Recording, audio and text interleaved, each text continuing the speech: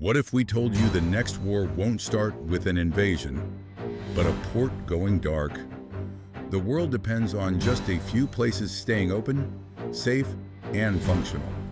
If any one of them fails by accident, attack, or apathy, the cost won't be measured in lost cargo. It will be measured in lost time, lost trust, and trillions in economic fallout. Every hour, over $3 billion worth of goods moves across the world's oceans. Fuel, food, phones, medicine.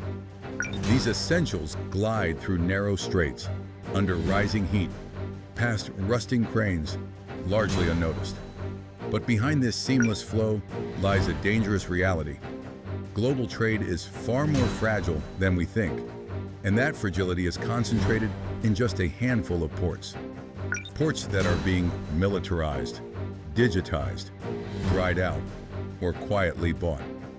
And if even one collapses, it could trigger a global economic chain reaction. Let's take a closer look at 5 of these choke points, because understanding them is key to understanding the future of conflict, trade, and power. Zoom in on the coast of East Africa, just where the Red Sea narrows before the Gulf of Aden. Here sits Djibouti, a tiny country of fewer than 1 million people. But don't let its size fool you.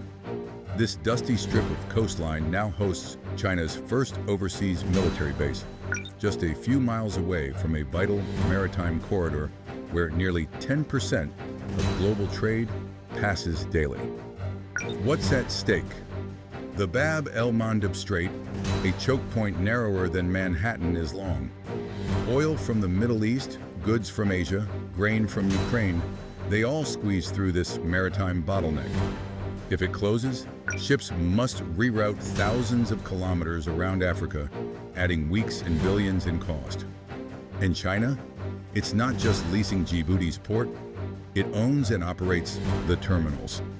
Under a 99-year lease, Beijing's state-backed China Merchants Port is building a massive, modern logistics hub, one that looks increasingly like a military port in disguise. In 2021, U.S. intelligence warned Congress that China could use its control in Djibouti to deny U.S. naval access in a crisis.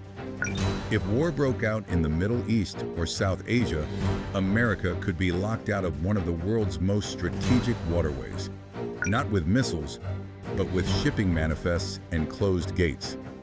Now fly 4,000 kilometers east to Singapore, where the Strait of Malacca slices through Southeast Asia. Here, more than 90,000 vessels pass each year, carrying 25% of the world's traded goods. Singapore's port is a modern marvel. It's the second busiest container port in the world, only recently overtaken by Shanghai. But here's the secret. While Shanghai moves more containers, Singapore controls the most strategically important maritime junction in Asia. And that gives it leverage. Oil tankers, electronics, rare earths, pharmaceuticals, everything flows through this corridor. A single block ship or a strategic cyber attack could derail global supply chains in days. During the COVID-19 pandemic, when regional ports slowed, Singapore's PSA International handled 37 million TEUs, 20-foot equivalent units, more than all U.S. West Coast ports combined. But there's a darker side. China has quietly invested in Singaporean logistics infrastructure. And while relations remain cordial, the U.S. Indo-Pacific Command knows that in a Taiwan conflict, access through Singapore would be critical. The nightmare scenario? If the strait were militarized or restricted, over 50% of Japan's and South Korea's energy imports would be held hostage. Next, to Rotterdam, Netherlands, Europe's largest port and the gateway to over 400 million consumers across the EU. Every year, Rotterdam handles over 14 million containers and more than 460 million tons of cargo. But its importance isn't just about volume. Rotterdam is the first port of call for massive Asia-Europe shipping routes. What arrives here fans out via rail and river into Germany, France, Italy, and beyond. But it's also a known digital target. In 2017, the port was hit indirectly by the NotPetya ransomware attack. Though not aimed at Rotterdam, it crippled Maersk's terminal operations and froze global shipping for nearly a week. Just one virus. Imagine what a coordinated cyber attack could do, intentionally, next time.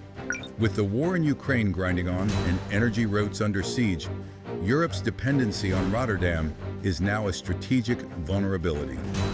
If the port went offline, it would cost the EU over 1 billion euros per day in trade losses. And yet, few European leaders have addressed its digital or physical resilience. Now shift to the Americas. The Panama Canal, one of humanity's greatest engineering feats, is in trouble, but not from bombs or hackers, but from climate. Panama has been in a prolonged drought since 2023. The canal, which uses fresh water from Lake Gatun to move ships through its locks, simply doesn't have enough water. In 2024, the Canal Authority reduced daily transits from 36 to just 24 ships per day, with further cuts likely. This seemingly small reduction has massive ripple effects. Each ship carries, on average, 15,000 containers. That's hundreds of thousands of delayed deliveries per week. And the economic cost? Some estimates peg the slowdown at over $500 million in global losses per day. Add to this another risk: China's growing presence in Panamanian logistics. Though the U.S. retains strategic influence, Chinese state firms operate multiple terminals near both entrances of the canal. If Beijing were to pressure or incentivize the Canal Authority to favor Chinese-aligned traffic in a geopolitical crisis, the U.S. could find itself boxed out of its own backyard. Finally, we land on the U.S. West Coast, the twin megaports of Los Angeles and Long Beach. Together, they handle about 40% of all U.S. containerized imports. That's nearly $400 billion in goods annually. We got a glimpse of what port paralysis looks like during the 2021 to 2022 supply chain crunch. Dozens of container ships sat anchored offshore for days, even weeks. The cause? COVID-19 shutdowns, labor shortages, and capacity issues. The result? Empty shelves, higher prices, and a 6.8% inflation spike, the highest in decades. But the deeper issue isn't just congestion, it's control. These ports are aging, labor negotiations are volatile, and just like Rotterdam, they're deeply vulnerable to ransomware attacks, which have already been tested in smaller ports across the U.S. In the event of a conflict with China, these ports would also be first in line for digital or kinetic disruption.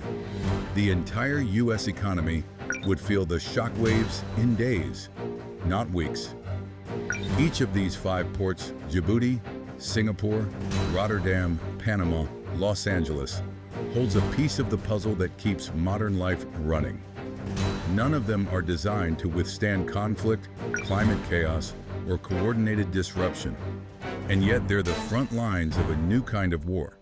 A war not of missiles, but manifests, not of tanks, but trade routes. What if we told you the next war won't start with an invasion, but a port going dark? The world depends on just a few places staying open, safe, and functional. If any one of them fails by accident, attack, or apathy, the cost won't be measured in lost cargo. It will be measured in lost time, lost trust, and trillions in economic fallout.